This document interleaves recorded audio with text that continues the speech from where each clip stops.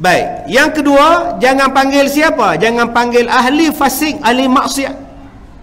Kau panggil tokek arak, kau panggil tokek judi, kau panggil taik dadah, dia makan makanan kau, badan dia jadi kuat.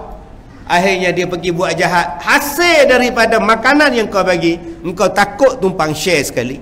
Sebab tu tuan-tuan, bila nak buat kenduri, tengok-tengoklah orang mana yang kita nak buat.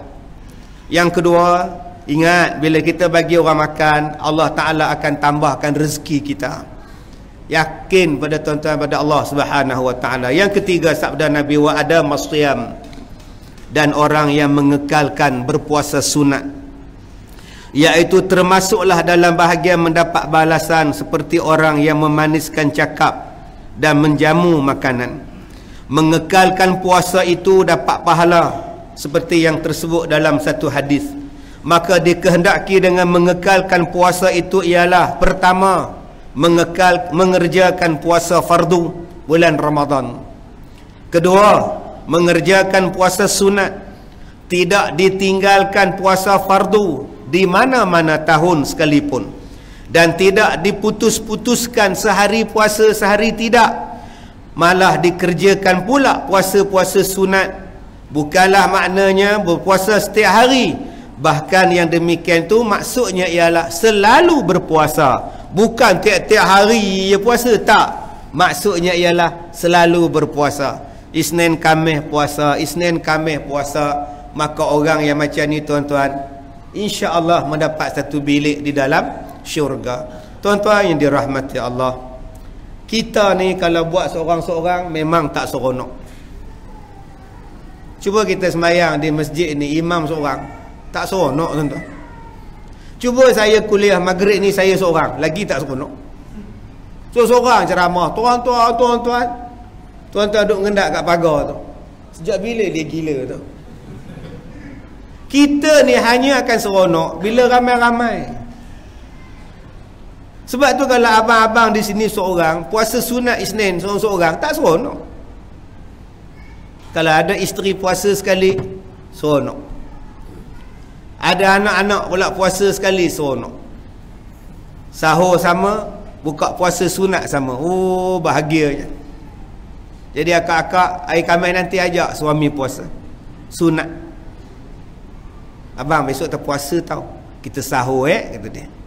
Suami pun bangun tuan-tuan pukul 5 sahur, pergi pejabat, dia makan nasi kat pejabat. Balik rumah buat muka lapar. Abang tadi dia orang dah buat jamuan kat pejabat, tak makan pun, dah puasa. Abang ni ingatkan yang je, kata dia. Padahal dah 4 pinggan dia balon tuan-tuan. Ini kelentong punya suami. Serupalah di masjid ni, kalau lah ramai-ramai puasa sunat, best. Yang ni yang saya buat di sekolah saya. Isnin dan Khamis ramai-ramai puasa. Makcik-makcik buka puasa dekat sekolah. Masing-masing bawa makanan, azan makan. Mula-mula 2 orang, sekarang dah naik 20, sekarang dah naik 50 orang. Jadi Isnin Khamis puasa dan masing-masing bawa makanan.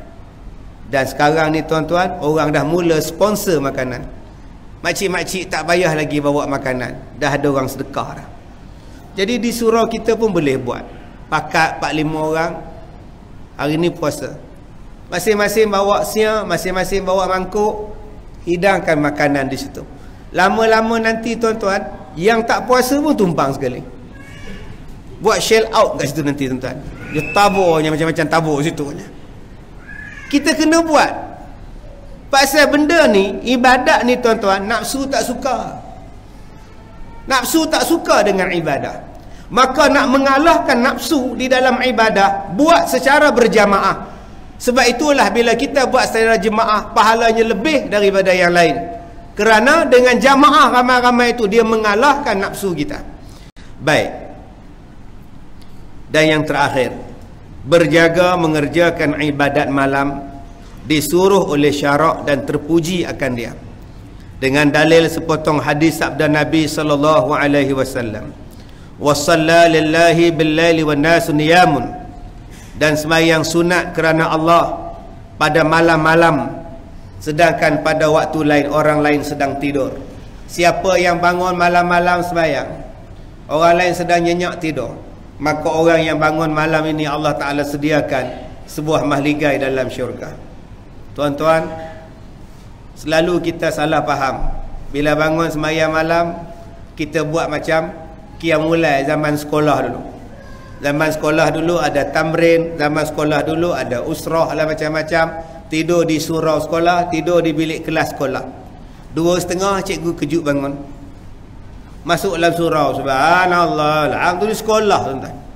Ada setengah orang faham qiyamul pun kena buat macam tu. 2:30, subhanallah, alhamdulillah, subhanallah, subhanallah. Bila pergi pejabat, kenapa menguat Din? Semalam qiyamul. Udah tidur dalam pantry pula kat pejabat. Dalam store dia tidur. Tuan-tuan, nak ambil benda ni, benda sikit tapi biar panjang. Bangunlah pukul 5. Pukul 5 bangun. Subuh kita 5.40 subuh. Pukul 6.30 pergi pejabat. Tak ada yang letih. Ambil tahajud 2 rakaat, ambil taubat 2 rakaat, tutup dengan witir. Setiap malam sekurang-kurangnya aku buat. Memadai dah. Bukan nak kena bangun 2.30 tahajud, kena buat berzikir 100 kali lagi, tasbih lagi. Memang letih lah. Yang panjang macam tu kalau besok cuti. Tapi kita besok tak cuti, besok kita kerja. Kalau gitu, bangunlah pukul 5 pagi, mandi elok-elok, pakai jubah elok-elok, sembahyang. Allahu Akbar. 5.30 start motosikal datang surau. Sembahyang subuh pukul 6 habis, balik ke rumah. Tiap-tiap hari buat. Maka orang ni Allah Ta'ala sediakan kepada dia, insya-Allah, mudah-mudahan syurga kepada dia, disediakan mahligai di dalam dia. Engkau bangkit di tengah malam daripada tidurmu, pergi mengambil wuduk, lalu kau sembahyang tahajud, lalu kau sembahyang sunat, berzikir dan berdoa, padahal orang lain sedang tidur. Demikianlah engkau amalkan dengan sentiasa, maka dapatlah pahala kamu dan mustajab apa doa kamu, dan dibalas oleh Allah seperti yang tersebut dalam hadis ini. Dan engkau dipanggil sebagai ibadur rahman. Engkau telah bergelar dengan gelaran yang disebut oleh Allah di dalam Al-Quran. Maka apabila engkau buat 4 perkara ini, sempurnalah kehidupan engkau, sentosalah kamu di dunia, dan sentosalah kamu di akhirat. Mudah-mudahan tuan-tuan 4 benda ni kita boleh buat, dan mudah-mudahan dia jadi satu sifat yang istiqamah kepada kita, dan mudah-mudahan Allah Ta'ala mengampunkan dosa-dosa kita dan memasukkan kita ke dalam syurga. Bismillahirrahmanirrahim. Alhamdulillahirabbil alamin, wassalatu wassalamu ala Rasulillah wa ala alihi wa sahbihi ajma'in. Allahumma inna naj'aluka fi nuhuri a'daina wa na'udzubika min syururihim. Allahumma baddid syamlahum wa farriq jam'ahum wa shattit kalimatahum wa zalzil aqdamahum wa sallit alaihim kalba min kilabik ya qahhar jabbar muntaqim. Allahumma ya munzilal kitab wa ya mujriyas sahab wa ya hazimal ahzab ihzimhum wansurna alaihim walhamdulillahi rabbil alamin. Saya minta maaf jika terkasar bahasa. Wabillahi taufiq wal hidayah. Assalamualaikum warahmatullahi wabarakatuh.